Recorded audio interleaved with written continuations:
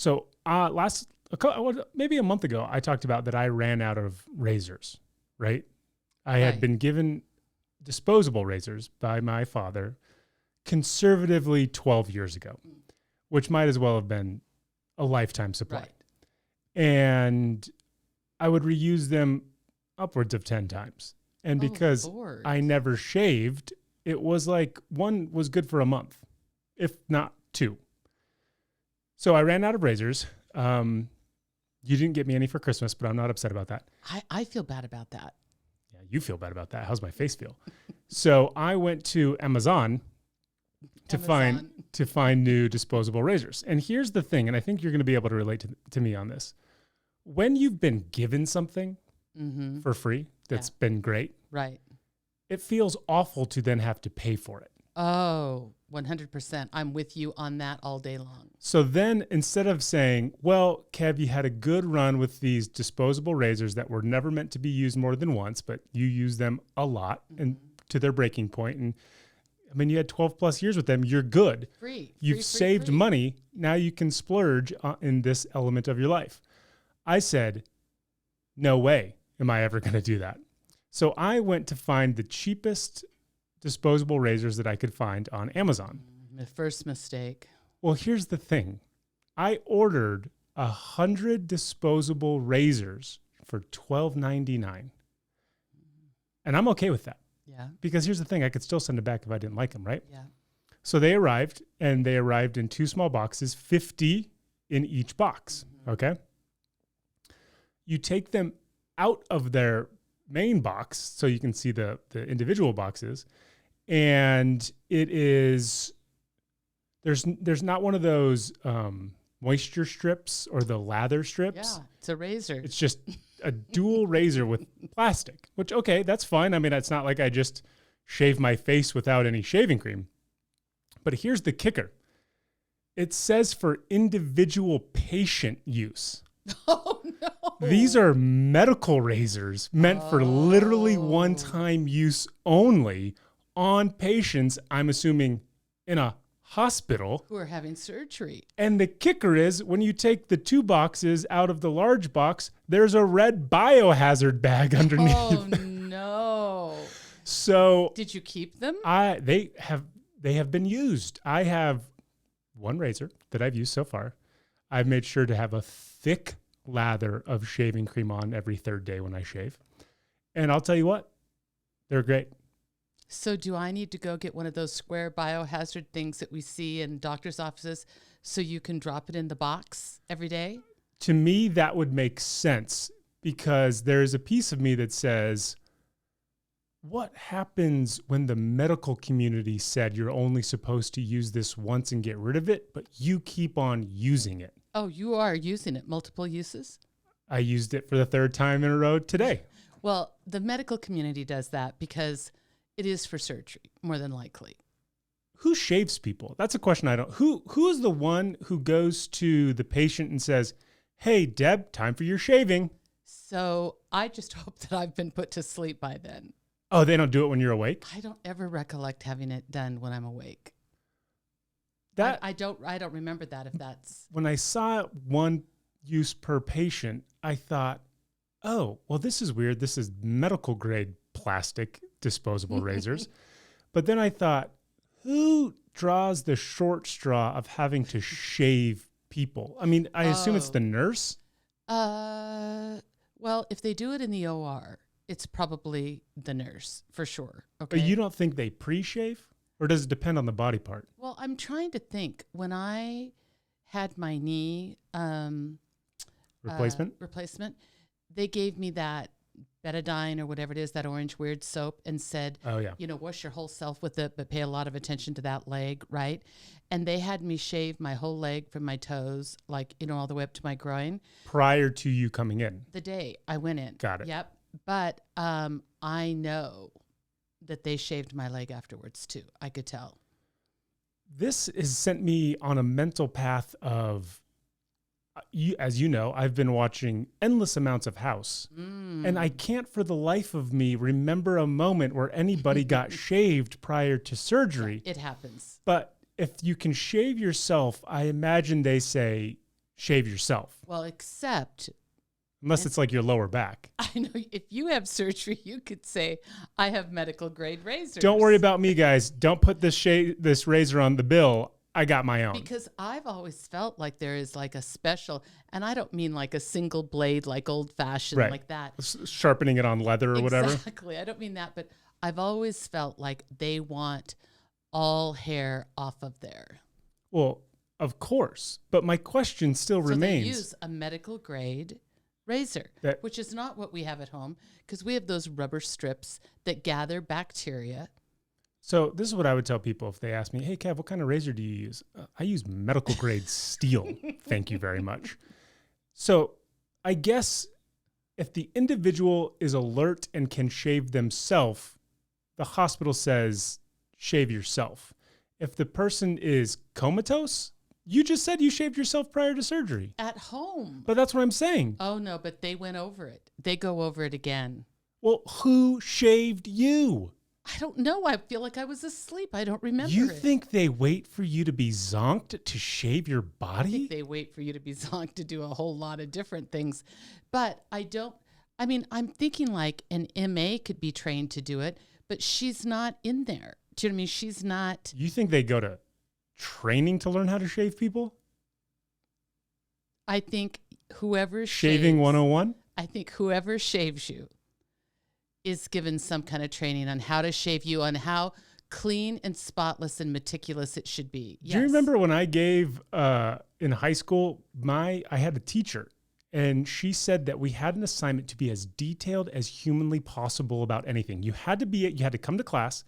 People had to act out what you had written down. So you could not interact with them at all.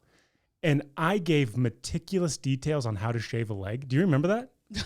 Kind of remember You were that. part of it because I can remember thinking like, oh man, this is so weird. I don't want to do something like dribbling a basketball or making a cup of coffee. And I think you had said something like, this part and be careful of that. but you had said like, well, shaving a leg would be kind of interesting and it'd be fun to watch other people do that live. So I gave the most meticulous, granular instructions about how an individual should shave their leg. A+, by the way. Teachers spoke about it every year that I was in high school. She used it as an example, by the way, not to brag or anything. So, I mean, if nurses do need training, I'm the guy. Shocking. But you do remember that? Sort of. Who trains nurses? And do they have to read how to shave people? Do they use the material that I created? Oh, I don't know about that. That's a good question. This is some full circle stuff. That is the best question. Well, okay. My mind is firing on all cylinders right now. I want you to think of house. Think of when they're standing out there washing their hands before surgery. Yes. Okay.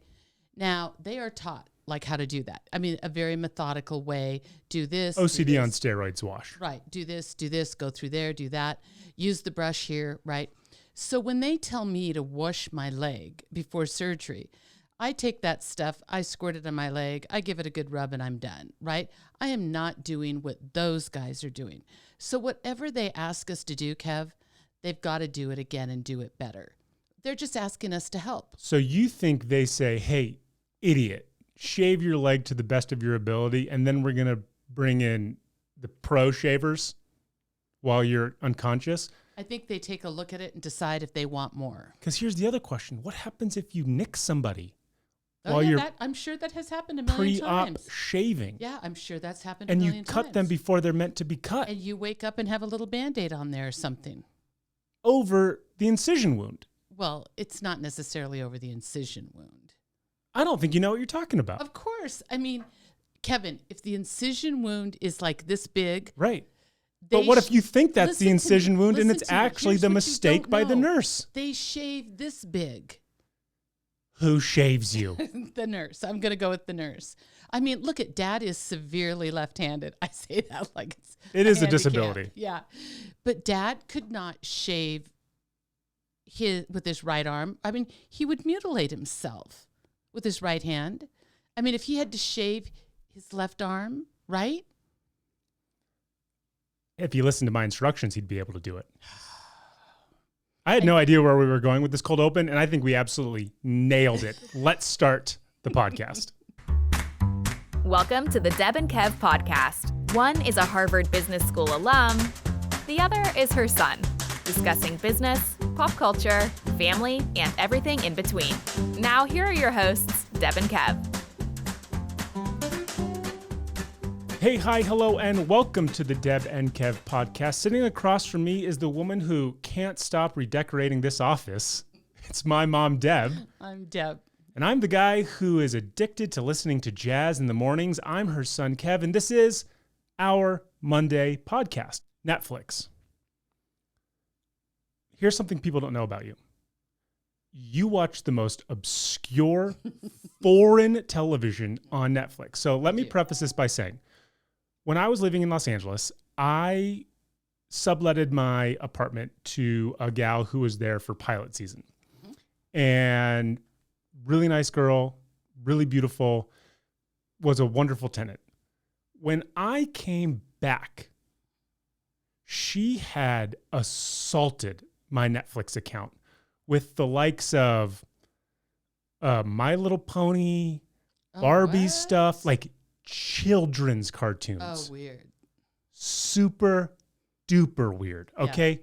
Really, really uncomfortable weird. And it took me forever to get it back to like cool man stuff like Breaking Bad. Well, you and I also share a Netflix account.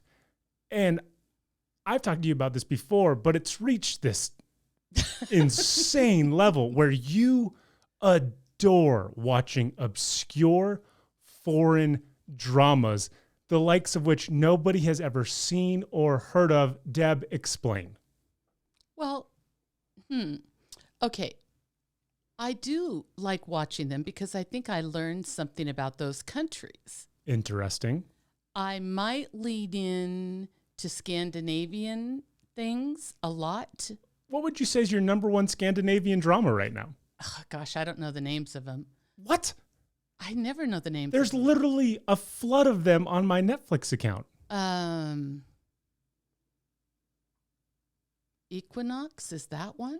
I don't know. That sounds kind of foreign-y. It sounds kind of right. One is called Borgen. It's Denmark. There we go. And it's a female prime minister. Okay. You know where I think that this all started for me? That was going to be my next question. What is the impetus of this obscurity? The girl with the dragon tattoo. Oh, the movie? Yeah, and the books. So there was two movies. There was the original one with whoever played James Bond. I watched the Swedish one with subtitles. And then it's the actual Swedish one that has it's the trilogy. Yep. Was it the trilogy that got you excited to go start watching obscure Scandinavian television? I think what I liked was it told us just enough, like about their laws, about their government, about just culturally how they're different, sure, that it was a little bit intriguing to me. Like, it's really fun to watch British cop shows where they can't use guns. Okay. I mean, like, I think that's interesting. You feel like it's a cheat code using guns? They have to whack them with the Tommy stick? I just think it's so much more. I mean, we've got it way easier. Because we have guns? Because we have guns. Interesting.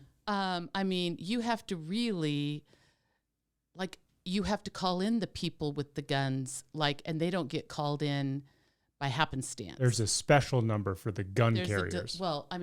You and I can't. Right. Regular police. We call 911. They call 912, the guys with the guns. Right. So the police have to call the police with the guns, right? So you watch these shows that are obviously spoken in their native language, but then do you watch them with English subtitles and English dubbing? So here's my rule. I have tried desperately to watch it. I love that you have rules, by the way. I've tried and this in some Latin TV too. But the Latin TV is really melodramatic, which sometimes just makes me laugh. I can't help it, right? They've got high drama on the Latin stuff. Seaway. Yeah. So anyways, if they are speaking their language, what I would have loved is that I could have watched, just had the closed caption on and they're speaking their language. In a perfect world, that'd be great. But you can't ever walk away from the TV. And so like when we watch It's not Cartel. Oh, Narco? Narcos. Yeah. Narcos is 90% Spanish. You have to stay there and watch it. You are glued to the subtitles. Right. So you would watch Narcos with the English dubbing. Yes. And English subtitles? And English subtitles. Got it. But sometimes it's not available.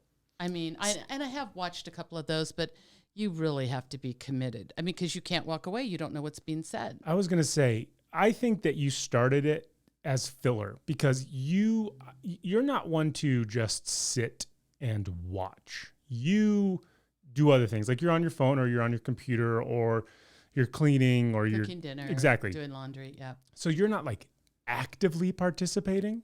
Like I know that if you went back and rewatched some of these shows where you were just glued to the TV, you would learn more the second time around. For sure.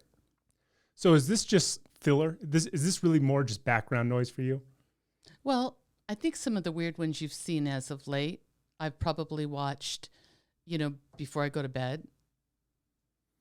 You have weird ones. There's the one. Give me a weird one. You're saying I have weird ones, but There's the Dutch doctor Christmas show where she's a female doctor and it's Christmas and her mom's trying to set her up with everybody. Yeah, she's a nurse.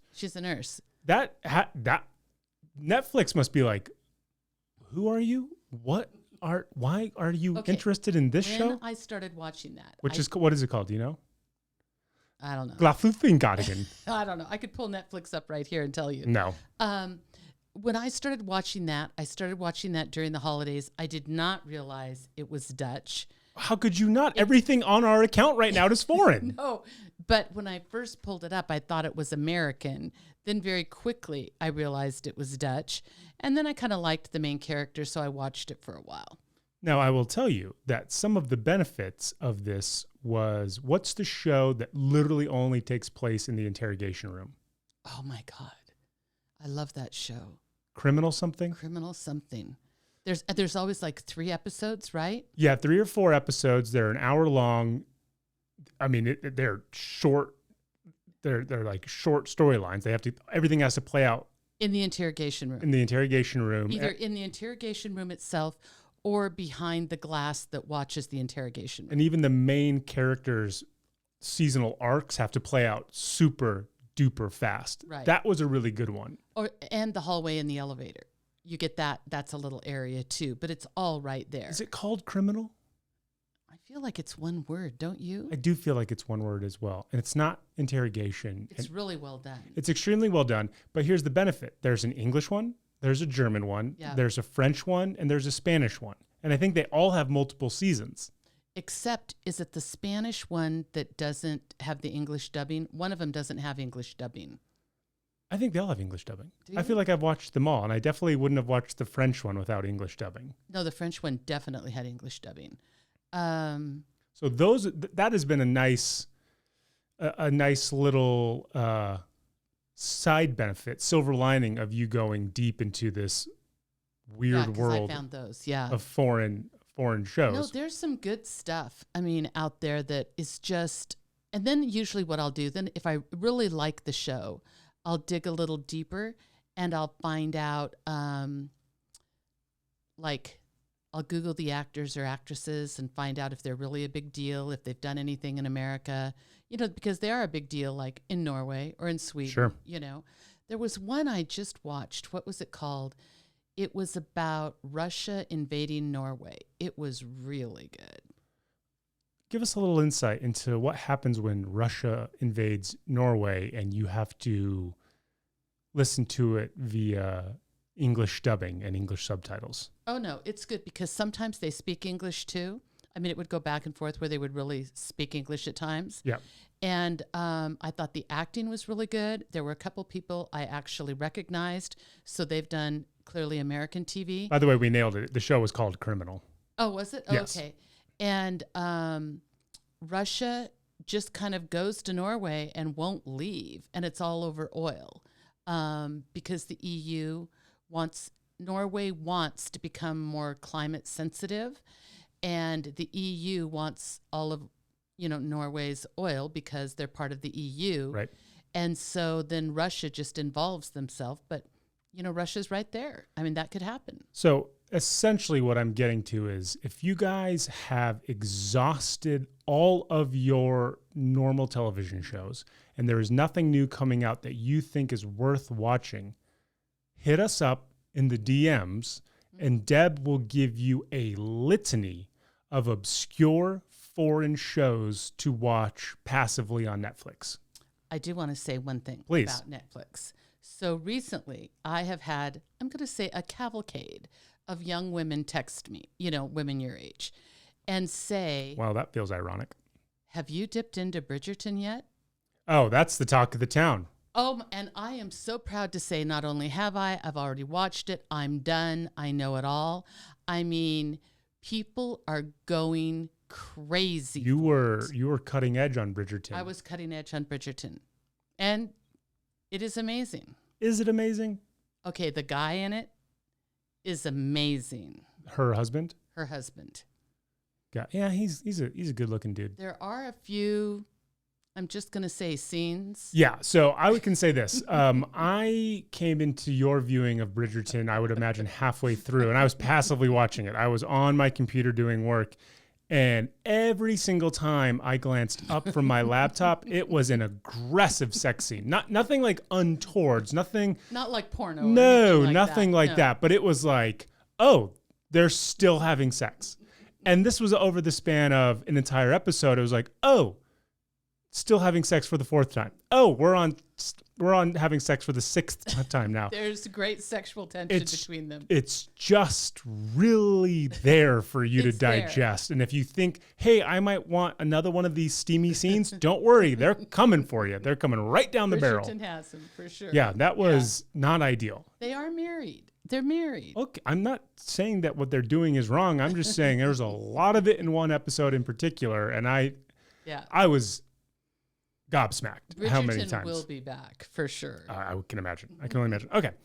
I just wanted to point that out, that I pull up my Netflix account and there's weird stuff on and it's like new to Netflix and it's these like Florgentargen and you're like, what? What is this? Yeah. And it's people you've never seen and you push play on it and then you realize I didn't put the dubbing in it. I didn't put any of the captions in it. And it's a completely foreign show with like language I've never even heard of before. Yeah, what's the one that I really like? And I think they're filming it right now. Kevin, you know it. It is a drug cartel one. The actress is Queen of the South. Oh. That was another one that I loved Queen of the South. I said, She's Brazilian. We have nothing to watch. Let's turn this on. I was out after the second episode. And before I knew it, you're like, oh my God, yeah, I'm on season 5. I think we started on a Monday and you said that on Wednesday. Yeah, I like that. So Deb is your resource. If you guys need it, she is your absolute resource. Watch this transition. You know what else Deb can be your resource with? Business. Okay. Oh my gosh. Foreign TV shows and business. You are funny. Deb, let's talk today about what it means to be an individual who is capable and competent of maintaining their integrity in the midst of making some tough business decisions. So do you want to know what made me think of this, Kev? I absolutely do.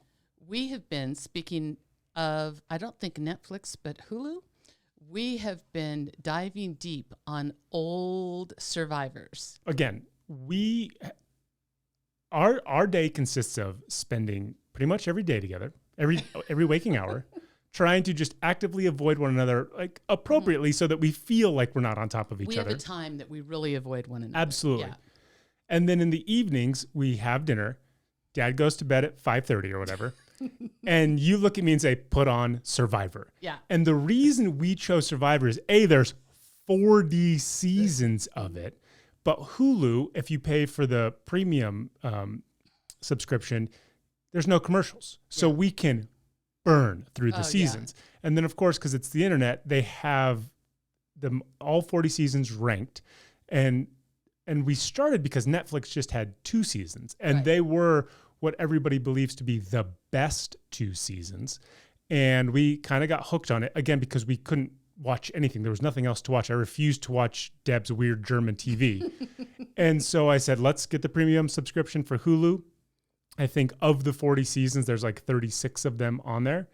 And I would say it takes us, I don't know, 5 days to get through an entire season. Does it take that long? Oh, I mean, if not shorter. Yeah. But we started at obviously number 1, and we're just going to work our way down to 40. But we've pounded through. Did you say last night the top 10? We're officially out of the top 10. We are now watching the 11th best Survivor season. And this is what inspired this conversation. The business segment. Yes. So here's what I love. I do a couple things on every. By the way, this is the TV episode, apparently. Yeah. So Survivor, it's amazing to me. These people some of them have watched it since they're like 7 years old. Yes. Growing up. They know the game well. And yet there's always this little group of people that come and say, I'm not going to lie. I'm going to maintain my integrity. I'm going to be truthful till the end. And the 2 questions that you have to ask is, are you for $1 million? Right. I mean, like, are you? Especially when lying is woven into the fabric of the show. Right. And then the other part of it is, the rationale that they all eventually use is, it's a game. Correct. Right. It's not real life. This is not who I am. And some of them, I would beg to differ with them. I'm pretty sure it's who they are in real Like when life. you get voted out after day 3 because your personality has been grinding on everybody. No, that's exactly who you are. You have no idea how to be anything else. But you do see, probably in every season, contestants that truly suffer over, I'm going to say, the moral integrity of it. Meaning, like in real life, they're probably super transparent. They wouldn't lie. They would always err on the side of truth, right? And they're the kind of people that would want to be there for people and not be, insidious and sneaky and, taking advantage of that kind of thing.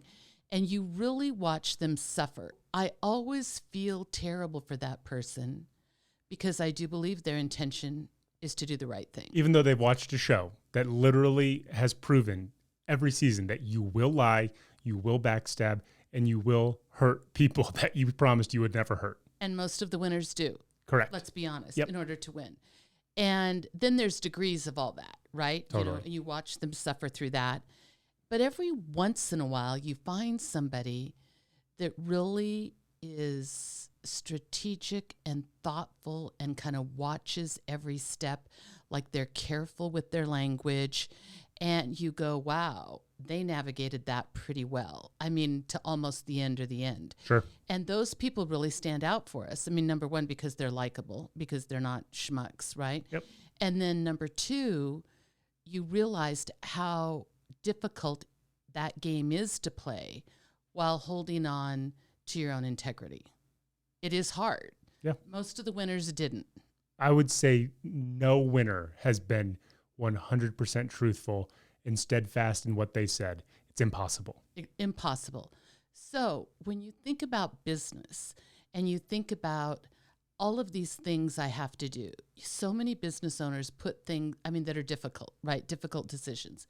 So many business owners love to just say, it's business.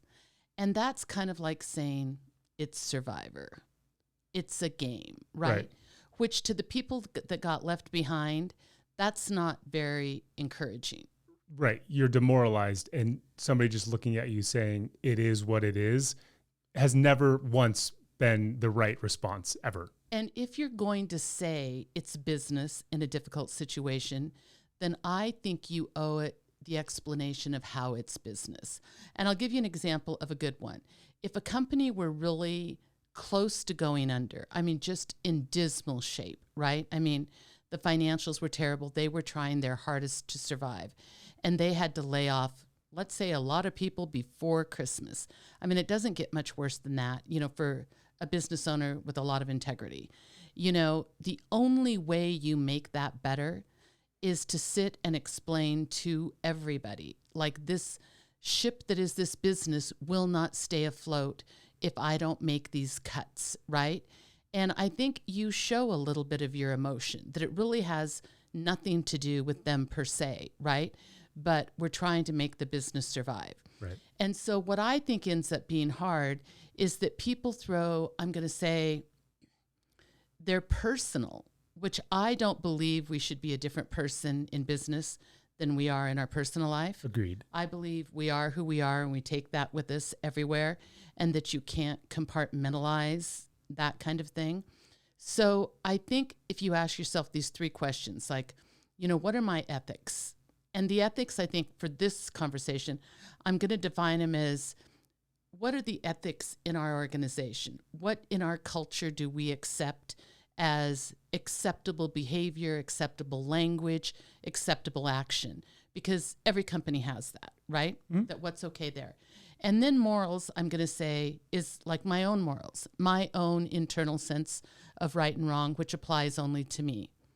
And then the third part is, I have the responsibility or the authority that is associated with the actual job I have. Okay. Right? Yep. In a perfect world, every time you came up with something really, really difficult, like, whether you had to have a tough conversation, whether it was layoffs during a downturn, whether you were handling employee misconduct, none of those are easy. Most business owners would say, that always is painful for me, right? But if you go to these three things and you check in with them and say, how can I hold on to these and incorporate these through this process of this difficulty, whatever it is, then I think you've probably done it right. I think sometimes you end up having to let one go, right? Yes, by nature. By nature. And when that happens, I think that you owe it to really articulate your reasoning and your decision to the person. Because to say it's business just leaves people floundering, with whatever the idea especially is. Because what you're doing is you're taking the easy road. You're taking the cheap way out. You're blaming this nameless, faceless entity of, well, I have no control over it. The numbers are telling me this thing. If it was my choice, I'd keep you, but I can't. So go yell and scream at this entity that doesn't exist. It's your choice. It's your decision. The numbers are telling you that, but it's still up to you, the individual, to make that choice. And because it's you, a human being, talking to them, another human being, you owe them an explanation to the point that they feel as good as can feel in that moment, while also opening yourself up to that moment of uncomfortableness, because they're going to go live with that uncomfortability for the next month, 6 months, who knows? You're just having to deal with it for that moment in time. Well, and I do think if you show people a little bit of the grief that you're going through with it, and I don't mean that anybody should start feeling bad for you if you're the one terminating somebody's employment. Of course not, right. But I do, and I don't think you should say things like, this is really hard for me, because nobody cares about you. You still have a job? Then it's not that hard for you. Exactly. Nobody cares about you in that situation. But I do think that just, the eye contact, the verbiage you use, the body language you use, like that can be communicated. So I think number one, when you have to do this, go through those three things. And I mean, the ethics, the morals, and, what your authority level is, to handle this sort of thing. I think also, though, that you have to ask yourself, like, who am I? Like, what do I stand for? How do I want this? What is the best possible way for this to go down for all parties concerned? You should ask yourself this way before the decision of having to let somebody go occurs. You should be Johnny on the spot with this prior to when you even have employees. You should know how you're going to handle bringing somebody in, and you should know how you're going to handle bringing somebody out. That type of foresight gives you a better understanding of how you'll react in the moment. Because if you're just going to wing it, oh boy, that's going to be bad. It's bad. And so I think, like, for myself, I have to ask myself, is there a path forward, just like on Survivor? Is there a path forward where I can hit all three of those things and say, that's good, that's the best I can do in that scenario, and that's the best I can do for them? I mean, does that exist? And I think people don't spend enough time actually thinking that and choreographing that, if you will, so that path works. I think if you can say yes, I mean, that's great when that works out. I think if the answer is no, then you have to say, and I think these are the words you have to use for yourself, what am I willing to compromise? because and even then, you're compromising something. Those three elements, there's fluidity to them. Because with the individual, with the circumstances, those things are going to change. They're not concrete pillars. They will ebb and flow with the situation. Exactly. So, and then I think you have to, before you actually talk to the person, I think you have to say, I'm really going to do some self-reflection on this. It's very much like you said, I'm not going to wing it. Do you know what I mean? I'm going to be very thoughtful in my language, right? I'm not going to sit and banter about a bunch of nonsense and have that person just feel that horrible tension right. and not get to the subject. And then I think it's like you have to say, what values did I compromise and at whose expense? And hopefully it's not at the person's expense, right? Hopefully you're the owner of the company. Hopefully it would be at your expense. So I think like if we were using an example, you and I know somebody recently who was terminated from their job, and it was a guy whose wife has an acute metastasized cancer. And we felt like his termination when we heard about it, right? That really no explanation was given, per se. He shared with us the language of it all and everything. Of course, his big thing is my wife has an acute uncurable disease. I'm faced with that. It would also just happen to be a couple weeks before Christmas. And I look at that kind of thing and I think, you know what? That company wasn't going under. It wasn't, anything like that. And there was no great misconduct or, or at least he's never been written up. He's never been talked to, right? Right. And so it felt like they sacrificed everything, right? In terms of those values, to let this guy go. And I think, for me, if I would have gone through and had those exact same things, I would have said, number one, what do we do in our culture, right? When we let a person go, so the language wasn't very good because it wasn't explained very well. There were some contradictions, do you know what I mean, as to what was said to him. So he was left a little like, what actually happened here, right? Mm-hmm. And then I think there's the thing of you can't ignore. It was 2 weeks before Christmas. Right. And this guy's wife is really sick, right? And so in my mind, where I would have made the compromise or sacrifice, in that kind of situation, and if this person really weren't right for my company anymore, well, number one, I would have talked to the person and let them know they weren't right for the company, because you wouldn't have pulled a survivor and blindsided them. I wouldn't have exactly, #blindside. And what I would have done is, like I always say, nobody should be surprised, right? They shouldn't be surprised because of all the conversations that you've had preceding this final conversation. Correct. And so in that case, for me, I would have literally said to myself, 2 weeks before Christmas, wife is dying, and I probably would have said, this can wait until, I don't know, February 1st or something, right? Sure. So I just think that people go sideways under the guise of it's just business. Now, if someone is stealing from you, it can be the day before Christmas. Sure. They've got to go, right? There are things that you just can't get past, and action has to be taken, whether there's been conversation before or not. But I do think that there is, and I'm going to say an easy way to, if you consider yourself a person of great integrity and you have high moral standards and you want to be treated a certain way and you want people to believe that you're that person, then you need to behave that way in business as well. I think in Survivor, it's impossible to maintain the level of morale that you would have in the real world. Business is conducted in the real world, in fact, and how you handle yourself and how you treat other people is a direct reflection, I believe, of who you are. I don't ever buy, well, he's the best family man, he's just a jerk at work. That doesn't exist. The people who can compartmentalize their professional personality and their personal personality are sociopaths. Yeah, that is nonsense. I agree with you 100%. And so when you see somebody totally misbehaving at work and you hear how great they are at home, all that screams to me is that person is a liar, a manipulator, and is trying to keep people separate from one another so as to maintain this charade of being a good person, when ultimately you see them at their most real in the moments where they can be that.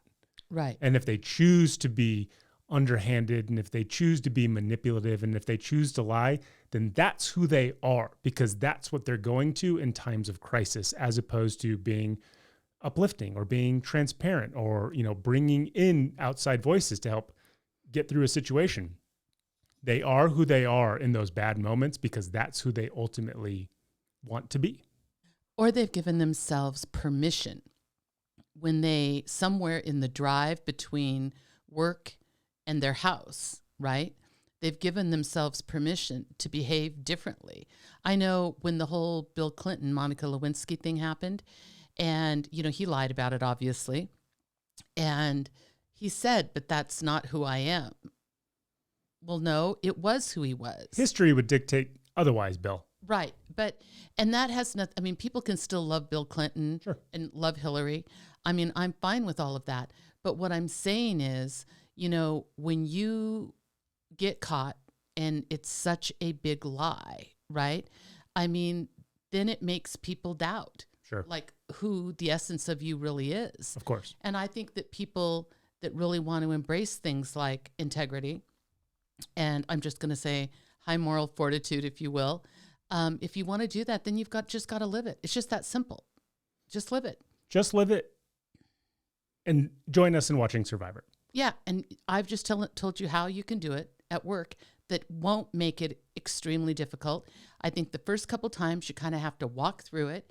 And I think then it becomes easier and easier because every time you face one of these difficult decisions, you're able to ask those questions pretty rapidly, go through it. And if you are willing to sacrifice something, hopefully it's not the person.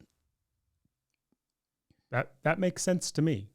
But you and I also hypothesize all the ins and outs of a show like Survivor so that we're never really surprised by it. And then I think we just naturally apply it to our own lives. Try hard. Try really hard. Try hard. Try hard to be the good people. Try hard not to lie. Try hard not to manipulate. Try hard not to be underhanded, because in business, you do have a reputation, and your reputation, in fact, does precede you. And if you're able to be a person of upstanding moral fiber, then that's always a good thing. That's a good thing. Always. And even if you feel like it costs you something in that moment, I swear the reward will come later. It's just the way it works. I agree with you. So many of you loved Dear Debbie. Not to mention Debbie herself really enjoyed Dear Debbie. Over the 40 some odd podcasts that we've done, I've never actually had you ask to redo a segment. Yep. And we are going to do it again here now live on the podcast. We have 3 brand new questions, 2 of which are stolen from another dear so-and-so, who even knows, some obscure lady. 1 is a listener submitted question. Oh, good. And we are going to start with that listener submitted question right now. Perfect. Dear Debbie. It also says, "What up, Kev?" Thank you. Dear Debbie and Kevy, I'm a mom of 2 wonderful young children and know that I want my children to understand the ways of the world, other cultures, and gain a sense of adventure and exploration, and to get to experience these things firsthand through travel.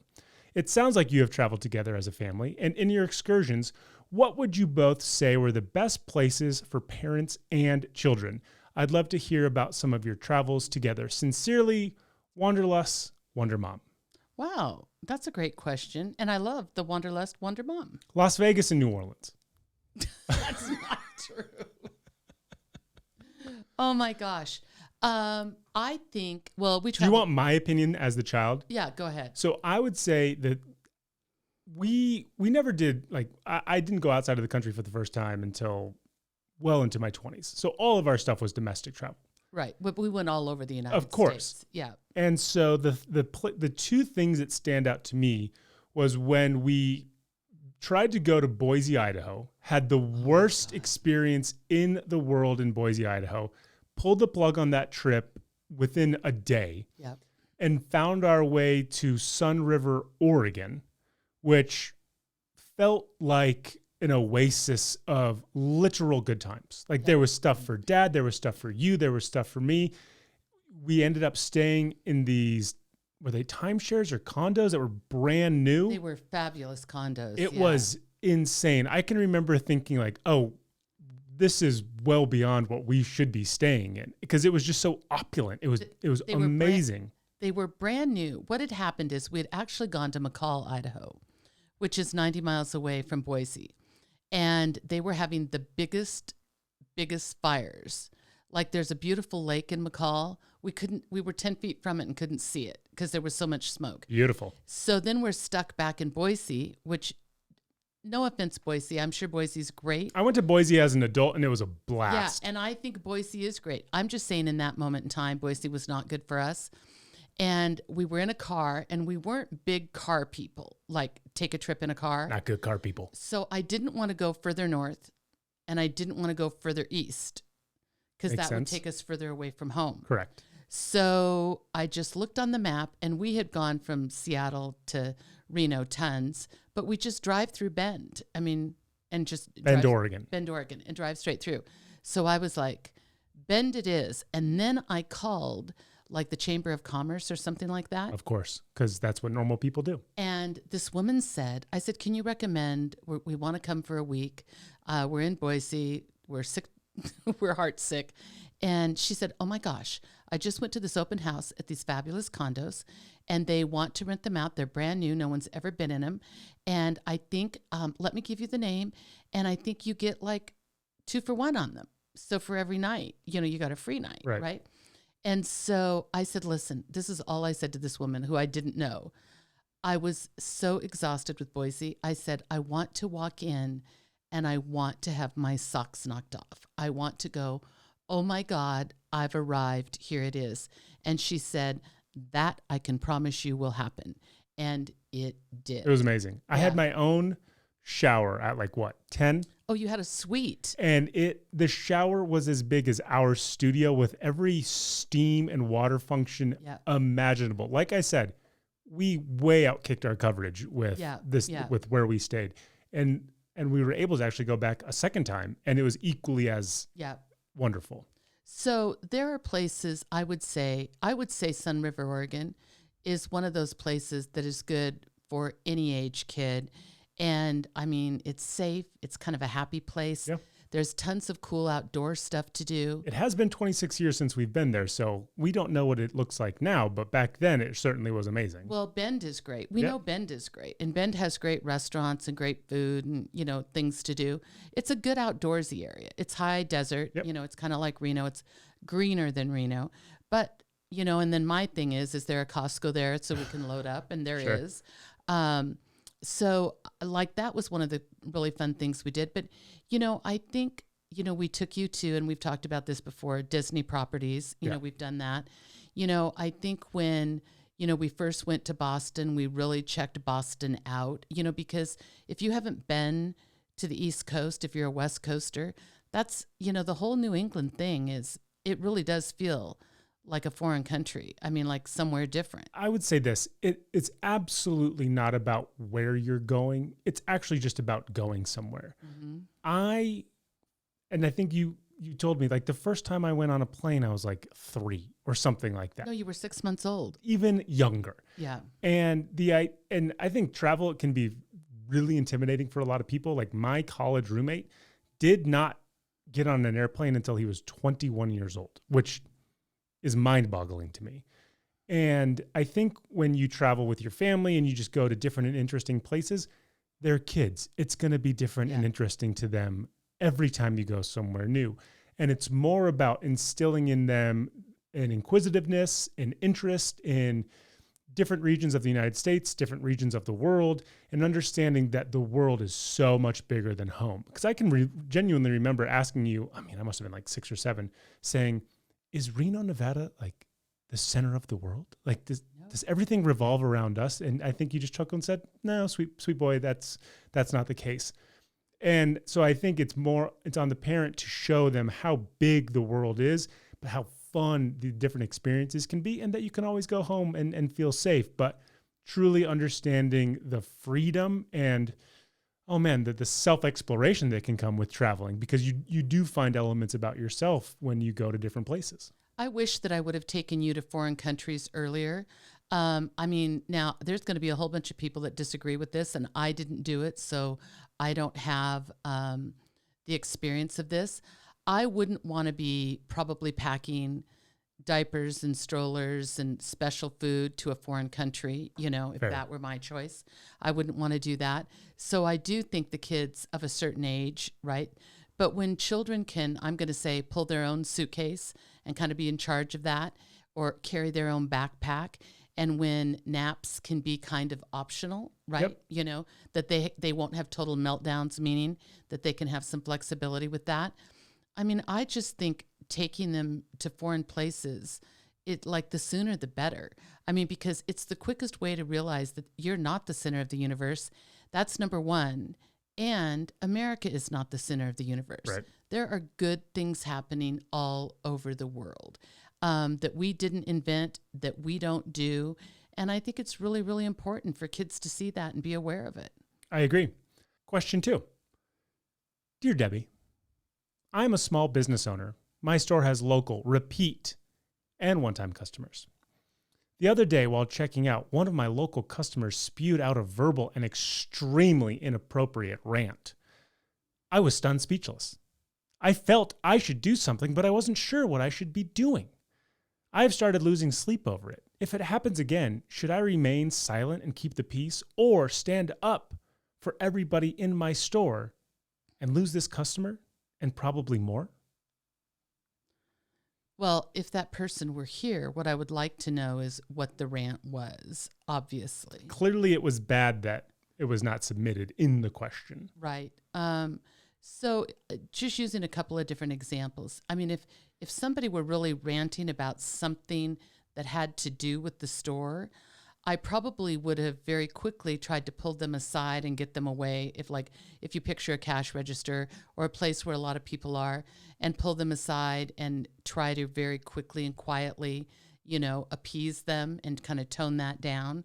If it were about the store, it didn't sound like it was about the store though. No, I think it might have been the state of the world is what I would think. And I do think right now, there was a guy, at Costco the other night when I was waiting for one of those chickens, there was a guy on the phone that was just, I think we share the same political beliefs, he and I do, but he was going to town. It was aggressive. He was very aggressive. And even though I share, I think, his beliefs, I didn't want to hear it standing there waiting for a rotisserie chicken at Costco, right? So I think that you can very quickly and quietly grab those people. I do think it's move them somewhere else real quickly. And then I just think you have to say, listen, we are working hard in this store to create let's say a political free zone, right? There's people of every belief and every opinion in the world that walks in here, and I want them to feel safe and happy and have a really pleasant experience in being here. And the only way that works is if we leave our opinions at the door and this is not the medium, for that discussion. And so, if that were the case, I would feel really comfortable doing that because I don't think any of us, you're half are going to like him and half aren't. Right. And even I said, I think this guy at Costco the other day shared the same political opinion as me. I was sick of him in 2 minutes hearing it. It just seemed like the inappropriate place. So it doesn't even matter if there are people of like mind. I think we all want to break from that stuff. Agreed. And there is a time and place for all of that. In a public setting, somebody else's business is never that. Unless that business specifically caters to whatever it is that you're shouting or spewing or talking about. Right. But a grocery store, A gift shop, yeah. a coffee shop, none of that. I promise you, not a single person wants to hear that. No one wants to hear it. So the Ritz-Carlton does this thing, which I really love. If they see somebody getting a little bit agitated, they have this kind of thing where like the managers on duty, really kind of stand back for a minute to see if the person that's engaging with the customer can, can handle it. Are Subdue they them doing a little okay? bit, yeah. Subdue them, exactly. But if they feel like it's spilling out of that zone between those two people, like that the customer is getting really, really agitated, then their first thought is that customer is now ruining it for everybody else. That is exactly, their outrage or their displeasure, whatever it is, right? They're ruining it, and they go get them themselves, and they bring them, and apparently there are like these secret little offices and rooms, and they'll invite them into one, and then all the ranting and raving and conversation takes place behind a closed door.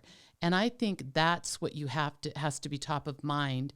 Is it's one thing when somebody's a little annoyed about something, we all shirk that off, and the next person says, "Oh, poor you, what a jerk," right?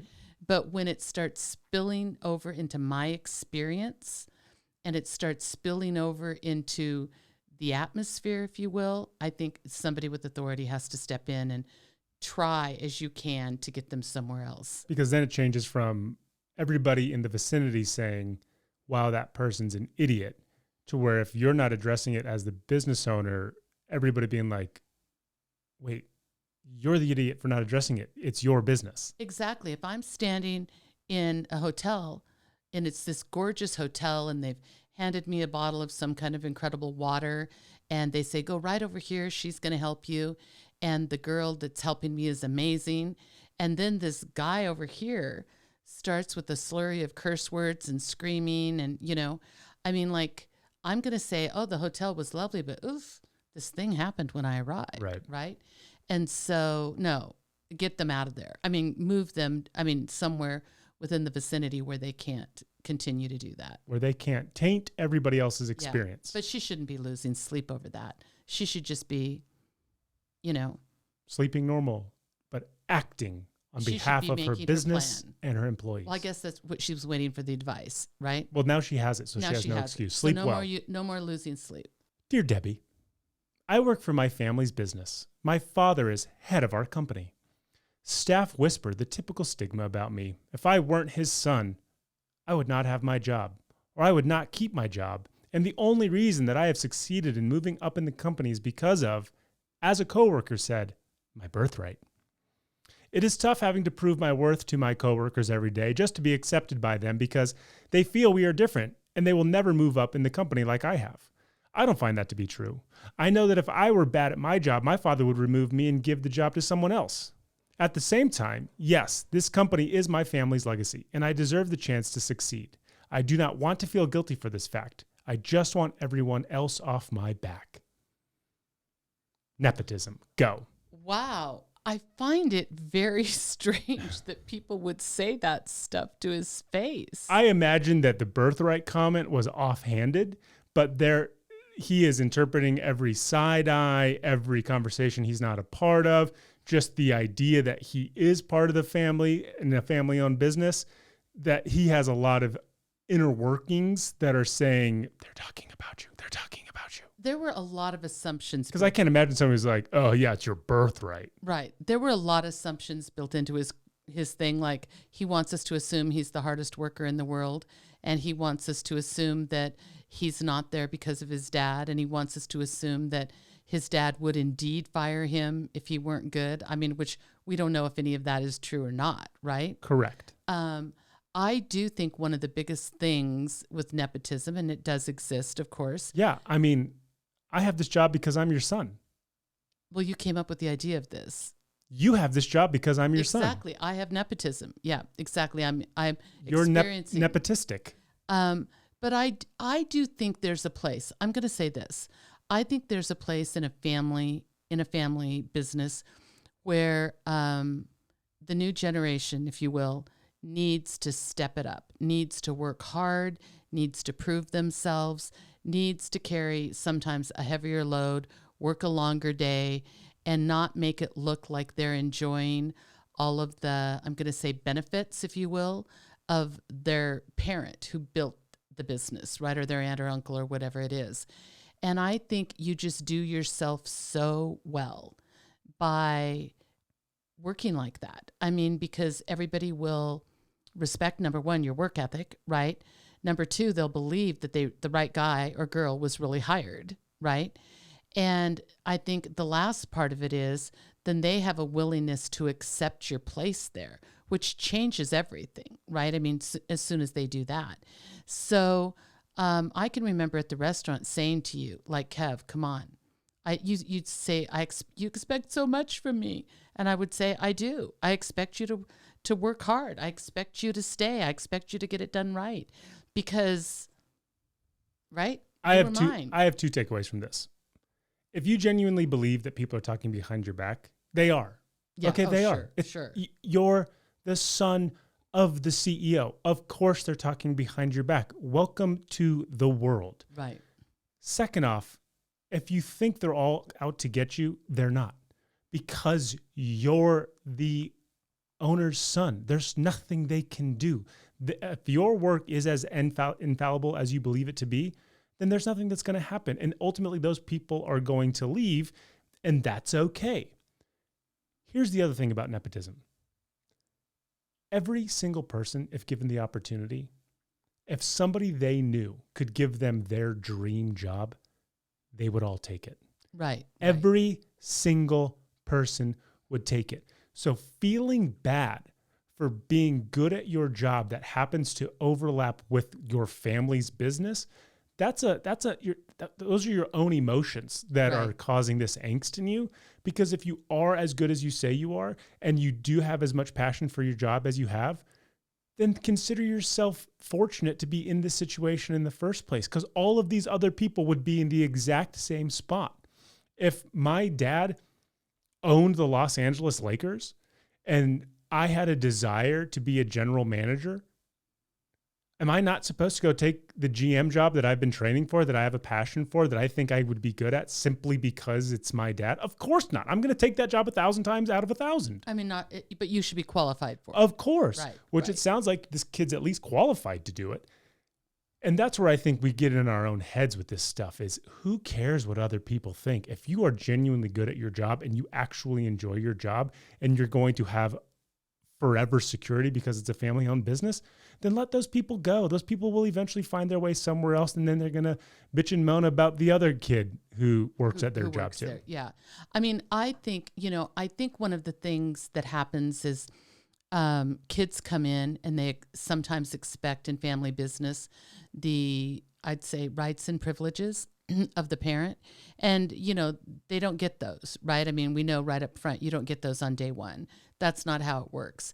But I also think that, like you said, you can't help who you were born to, right? Yeah. And you can't help if you were raised and groomed, especially believing that you would go in the family business. Go yell at the CEO. Right. I mean, a lot of family businesses do things like they make their kids go work somewhere else for a year or two.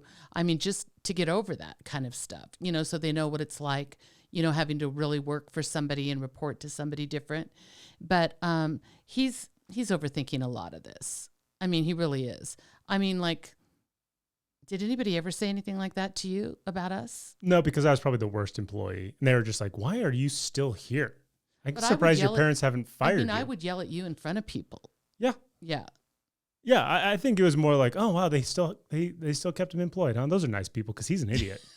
I don't think it was They're like, bad. well, if they're going to let Kevin stay here after all his shenanigans, I probably have job security for life. I don't think it was that bad. But yeah, I mean, I would take you to task in a heartbeat. Of course. Yeah.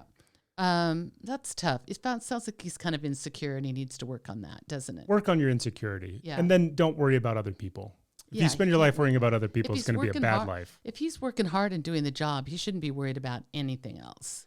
That was Dear Debbie. If you yourself have questions, business or otherwise, feel free to submit them to us. We will happily answer them on the air, and we will keep you anonymous unless you want us to say your name. Then we will absolutely say your name. Of course. Wonderful.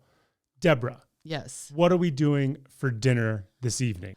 We're having lamb chops. Ooh. It's like a nice kind of 3 different mustard glaze sort of thing. So there's I'm not super excited. one mustard. There's not 2 mustards. There's 3 mustards. 3 mustards. Yep. And it's just like a marinade. Kind of like a marinade, and we'll grill them. Yep. Grill them or broil them? because it's freezing cold probably outside. tonight we'll broil them for sure. And what's going to be the carb? I don't know. What do you want? Quinoa? Quinoa. Let's do a cool quinoa. Cool quinoa. We don't ever have lamb. Lamb is like, We never that's have lamb. very so I'm rare kind of for excited. us. What was the impetus of lamb? I saw this lamb recipe and it Oh. looked really good.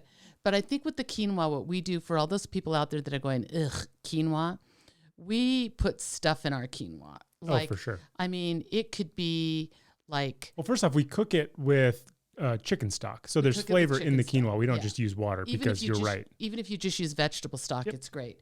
And then, like, I think tonight I have, like, I know this is weird, but I'll put some toasted walnuts in there. Yum. And I'll put probably a little handful of cranberries in there. Yum. And onions and garlic. Yep. And there's stuff in there, so Treat it's the really good. quinoa like a scramble or a hash. A hashish. Yeah. Add all the veggies and cheeses and oils and seasoning to it because quinoa is good for you. It's pure protein. Oh, we're just not steaming quinoa and eating it. No, No, that's no. disgusting. Yeah. Layer flavors, put some depth into it, and then you're going to feel good about eating lamb and quinoa. It's like pure protein minus all the other stuff that you put into Yeah, it. it's really good.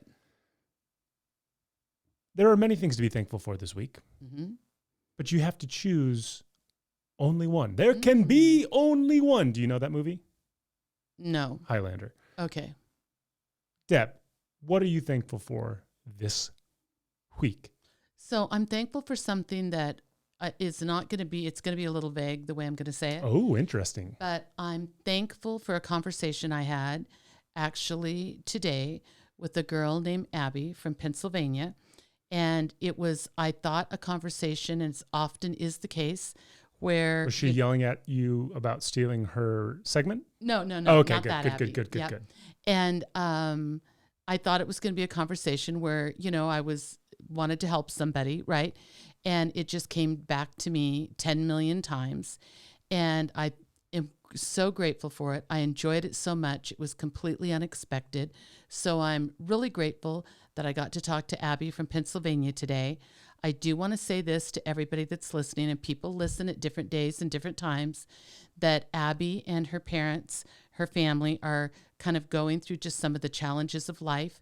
And so whatever you believe, whatever you think, when you hear this, please think good thoughts and throw some extra love and good thoughts towards Pennsylvania to Abby and her family, because I know they need them, and I know they would be incredibly appreciative of them. And I would say this, Abby deserves it, and it's the right thing to do. So I want good vibes going. If you're with us on the West Coast, going east. And if you're east, send them straight to Pennsylvania. Abby and PA with the positive vibes. Yep, there we go. That's great. I'm just going to stay with the television theme of this episode.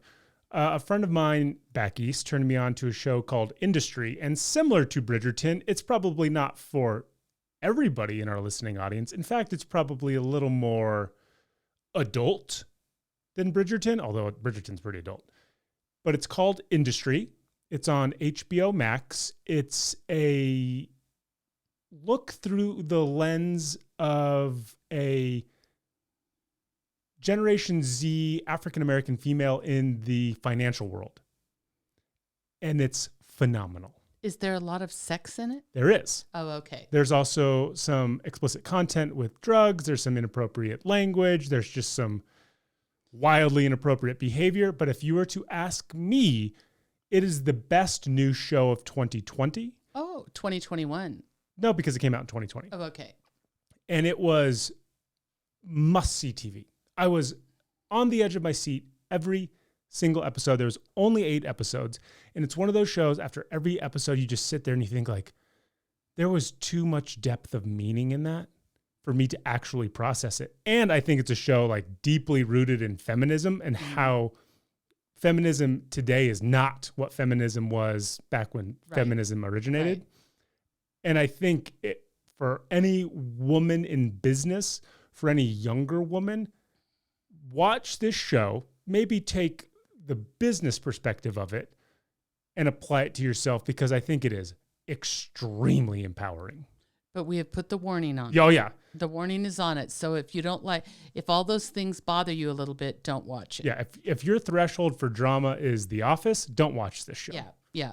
That's the opposite of what this show is. But if you are looking for something new, if you are tired of the same old, if you don't want to hop on the Survivor bandwagon with us, which why wouldn't you? If you want some Norwegian TV, call me. Yeah, or that. But you should watch Industry. And it was just such a breath of fresh air because I didn't hear anything about it. I never read anything about it. And a friend suggested it to me. And after one episode, I was like, sold. Hooked. That's going to do it for us this week on the Deb and Kev podcast. Remember to like, rate, and review wherever you listen to this podcast. I was looking the other day. People listen to us on all over different podcasting streaming apps. Oh, do they? Yeah. Interesting. It's very interesting. I mean, the majority of people find us on Apple, then Spotify, but there are a bunch of kind of obscure places that people listen to us, which is very cool. So please give us all the accolades and love on that. If you want, give us, please, 5 stars, not 4. Ideally 5. Ideally 5. And make some sweet comment if you want, right? We love your sweet comments. Yeah. If you want to follow us on our social channels, you can follow us at Deb and Kev Pod, and you will be able to see this episode on our YouTube channel, which is growing leaps and bounds every single week. You're missing out. There's a party on YouTube, and you are invited.